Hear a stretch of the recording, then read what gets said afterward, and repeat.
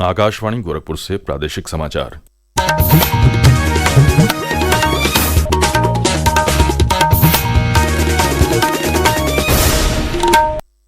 नमस्कार।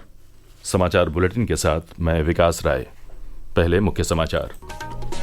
केंद्रीय मंत्रिमंडल ने प्रधानमंत्री रेहड़ी पटरी विक्रेता आत्मनिर्भर निधि पीएम स्वनिधि योजना के पुनर्गठन को दी स्वीकृति। राष्ट्रमंडल खेल 2030 की बोली लगाने के युवा कार्यक्रम और खेल मंत्रालय के प्रस्ताव को भी मिली मंजूरी। मुख्यमंत्री योगी आदित्यनाथ ने नवचयनित मुख्य सेविकाओं और फार्मासिस्टों को सौंपा नियुक्ति पत्र। कहा, आंगनबाड़ी केंद्रों और गांवों से होकर जाता है आत्मनिर्भर भारत के निर्माण का रास्ता। मेरठ से लखनऊ तक चलने वाली वंदे भारत ट्रेन के रूट का हुआ विस्तार। अब अयोध्या होते हुए वाराणसी कैंट स्टेशन तक चलाई जा रही है ये ट्रेन। और प्रदेश के 48 जिलों में आगामी 6 और 7 सितंबर को आयोजित होगी प्रारंभिक अर्हता परीक्षा पीईटी। और अब समाचार विस्तार से। केंद्रीय मंत्रिमंडल ने कल प्रधानमंत्री रेहड़ी पटरी विक्रेता आत्मनिर्भर निधि पीएम स्वनिधि योजना के पुनर्गठन को स्वीकृति दे दी। मंत्रिमंडल ने 31 दिसंबर 2024 से आगे की अवधि के विस्तार का भी अनुमोदन किया। इसे अब 31 मार्च 2030 तक बढ़ा दिया गया है। योजना का कुल परिव्यय 7,332 करोड़ रुपए है। एक रिपोर्ट।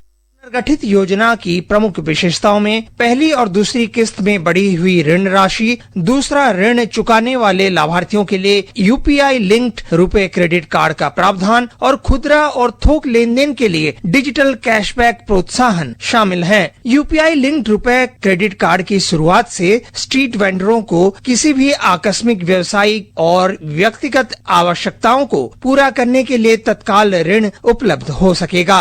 इसके अलावा डिजिटल प्रणाली को बढ़ावा देने के लिए स्ट्रीट वेंडर खुदरा और थोक लेन देन पर 1,600 रुपए तक के कैशबैक प्रोत्साहन का लाभ उठा सकते हैं। अनुपम मिश्र, आकाशवाणी समाचार, दिल्ली।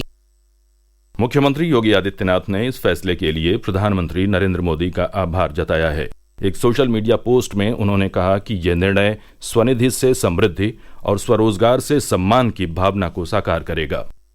प्रदेशवासियों ने भी इस फैसले का स्वागत किया है। जौनपुर के किराना दुकानदार रवि प्रकाश ने प्रधानमंत्री का आभार जताते हुए कहा कि इस योजना के जरिए छोटे व्यवसायी लाभान्वित होंगे। फैसले से रेहड़ी पटरियों के लिए, व्यवसाय के लिए, हम लोगों को लिए जो छोटे दुकानदार हैं, जैसे किराना के दुकान हो गए, फल फ्रूट जो रोड पे बेच रहे हैं, उनके लिए, जिससे अगर समय से चुका दे रहे हैं, इस पे कोई भी ब्याज भी नहीं है। इससे गरीबों के लिए और छोटे व्यवसाय के लिए काफी फायदा होगा। मोदी सरकार को हम यही कहना चाहते हैं कि जो भी हो अच्छा हो और लोगों के लिए भी बढ़िया हो। केंद्रीय मंत्रिमंडल ने राष्ट्रमंडल खेल 2030 की बोली लगाने के युवा कार्यक्रम और खेल मंत्रालय के प्रस्ताव को भी स्वीकृति दे दी। मुख्यमंत्री योगी आदित्यनाथ ने कल लखनऊ के लोक भवन सभागार में उत्तर प्रदेश अधीनस्थ सेवा चयन आयोग द्वारा चयनित 2,425 मुख्य सेविकाओं और 13 फार्मासिस्टों को नियुक्ति पत्र प्रदान किए। कार्यक्रम को संबोधित करते हुए मुख्यमंत्री ने विकसित भारत के संकल्प को दोहराते हुए कहा कि आत्मनिर्भर भारत के निर्माण का रास्ता आंगनबाड़ी केंद्रों और गांवों से होकर जाता है। प्रधानमंत्री जी ने 2047 का लक्ष्य देशवासियों को दिया है। 2047 में कैसा भारत चाहिए? एक ऐसा भारत जो विकसित हो, आत्मनिर्भर हो, समृद्धि के पथ पर आगे बढ़ते हुए दुनिया का नेतृत्व करने वाला हो। ऐसे भारत के निर्माण का रास्ता कहीं से जाता है तो वह आंगनबाड़ी केंद्रों से जाता है, गांव से जाता है, गलियों से होकर के जाता है। सरकार इस दिशा में पूरी प्रतिबद्धता के साथ कार्य करेगी। कार्यक्रम के तहत प्रदेश के विभिन्न जिलों में भी चयनित मुख्य सेविकाओं को नियुक्ति पत्र बांटे गए। सुल्तानपुर में नियुक्ति पत्र मिलने पर नवचयनित मुख्य सेविका प्रतिभा सिंह ने मुख्यमंत्री का आभार जताते हुए कहा कि पूरी भर्ती प्रक्रिया पारदर्शी रही है। इसमें गवर्नमेंट का जो है बहुत ही पारदर्शी रूप से जो भी व्यवस्था की गई, उसके लिए मैं उनका तहे दिल से आभार व्यक्त करती हूँ। योगी गवर्नमेंट ने बहुत अच्छा कार्य किया है और ये अवसर हमें प्रदान हुआ है। मैं कोशिश करूंगी कि मैं इस पद की गरिमा बना के रखते हुए अपना सारा कार्य जो है अच्छे से संपादित करूँ।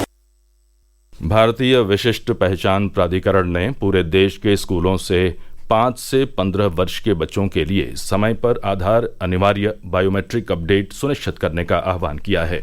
इलेक्ट्रॉनिक्स और सूचना प्रौद्योगिकी मंत्रालय ने कहा कि प्राधिकरण के मुख्य कार्यकारी अधिकारी भुवनेश कुमार ने राज्यों और केंद्र शासित प्रदेशों के मुख्य सचिवों को पत्र लिखकर इस पहल से अवगत कराया है। राज्यपाल आनंदीबेन पटेल की अध्यक्षता में कल झांसी में बुंदेलखंड विश्वविद्यालय का 30वां दीक्षांत समारोह संपन्न हुआ।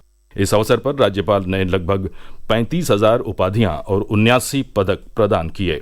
अपने संबोधन में राज्यपाल ने विद्यार्थियों को अनुशासन का महत्व समझाया। प्रादेशिक समाचार आप आकाशवाणी गोरखपुर से सुन रहे हैं। ये समाचार बुलेटिन हमारे YouTube channel AIR news Gorakhpur और एक्स हैंडल AIR न्यूज_GKP पर भी उपलब्ध है। मेरठ से लखनऊ तक चलने वाली वंदे भारत ट्रेन के रूट को विस्तार देते हुए कल से इसका संचालन वाराणसी कैंट तक शुरू हो गया।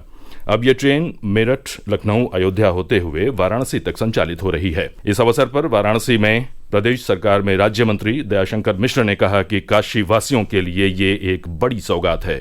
एक ऐसी सौगात काशी को मिली है कि अब हम कह सकते हैं कि हम लोग काशी के लोग एक ही दिन में अयोध्या जाकर दर्शन करके बहुत आसानी से लौट सकते हैं। तो काशी, अयोध्या, लखनऊ से जोड़ने वाली यह ट्रेन आज काशी के लिए एक विशेष सौगात है और इसके लिए बहुत बहुत हृदय की गहराइयों से बधाई देना चाहता हूँ।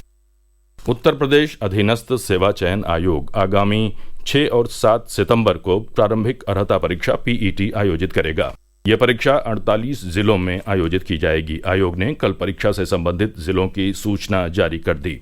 आयोग ने कहा है कि अभ्यर्थी upssc.gov.in वेबसाइट पर जाकर अपना परीक्षा जनपद देख सकते हैं।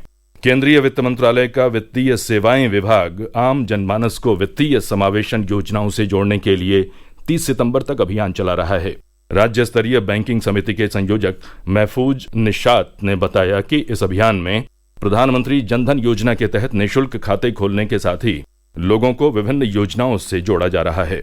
पूरे प्रदेश में कार्यक्रम किया जा रहा है SLBC के तत्वाधान में और हर बैंक इसमें बढ़ चढ़ कर हिस्सा लिया जा रहा था। APY आउटरीच कार्यक्रम उसका एक पार्ट था और जहां सारे LDM और BCs परफॉर्मिंग आए थे उनको भी यह संदेश दिया गया है कि FI सैचुरेशन कैंपेन में बढ़ चढ़ कर हिस्सा लें और जो उद्देश्य है सरकार का उसके साथ अपने एम को अलाइन करें और उसको पूरा करें।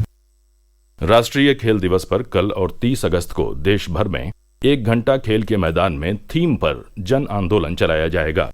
इसी क्रम में लखनऊ की रहने वाली भारतीय महिला हॉकी टीम की सदस्य मुमताज खान ने लोगों से अपील की है कि सभी घर से बाहर निकलें और 1 घंटा खेल के मैदान में देकर अपने स्वास्थ्य को बेहतर बनाएं। आप घर से बाहर निकलिए, उनको देखिए जो मेहनत करते हैं 2-2, 3-3 घंटे, छोटे बच्चे हो, बड़े बच्चे हो, चाहे वो सीनियर्स हो, वो किस तरीके से, किस डेडिकेशन से वो अपने आप को डेली रूटीन फॉलो करते हैं। तो हम यही चाहते हैं आप आए, 1 घंटा अपने आप को दे, अपने बच्चों को दे, अपने देश के लिए जो भी है आप करिए। मैं तो यही चाहते हैं। यूपी T20 लीग प्रतियोगिता के 20वें मुकाबले में मेरठ मैवरिक्स की टीम ने कल लखनऊ फाल्कन्स को 93 रनों से हरा दिया। मेरठ मैवरिक्स ने पहले बल्लेबाजी करते हुए 20 ओवर में 233 रनों का लक्ष्य रखा। जवाब में लखनऊ फाल्कन्स की टीम 18.2 ओवर में 140 रन ही बना सकी।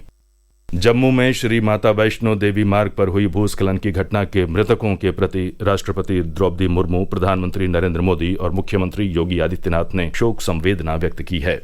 मुख्यमंत्री ने प्रत्येक मृतक के परिजन को 4 लाख रुपए की आर्थिक सहायता देने की घोषणा की है। इस हादसे में प्रदेश के 11 लोगों की मौत हुई है। जम्मू कश्मीर के उपराज्यपाल मनोज सिन्हा ने भी प्रत्येक मृतक के परिजन को 5 लाख रुपए और सभी घायलों को 50-50 हजार रुपए की अनुग्रह राशि देने की घोषणा की है। और अंत में मुख्य समाचार एक बार फिर। केंद्रीय मंत्रिमंडल ने प्रधानमंत्री रेहड़ी पटरी विक्रेता आत्मनिर्भर निधि PM स्वनिधि योजना के पुनर्गठन को दी स्वीकृति। राष्ट्रमंडल खेल 2030 की बोली लगाने के युवा कार्यक्रम और खेल मंत्रालय के प्रस्ताव को भी मिली मंजूरी। मुख्यमंत्री योगी आदित्यनाथ ने नवचयनित मुख्य सेविकाओं और फार्मासिस्टों को सौंपा नियुक्ति पत्र। कहा, आंगनबाड़ी केंद्रों और गांवों से होकर जाता है आत्मनिर्भर भारत के निर्माण का रास्ता। मेरठ से लखनऊ तक चलने वाली वंदे भारत ट्रेन के रूट का हुआ विस्तार। अब अयोध्या होते हुए वाराणसी कैंट स्टेशन तक चलाई जा रही है ये ट्रेन। और प्रदेश के 48 जिलों में आगामी 6 और 7 सितंबर को आयोजित होगी प्रारंभिक अर्हता परीक्षा PET। इसी के साथ ये समाचार बुलेटिन समाप्त हुआ। नमस्कार।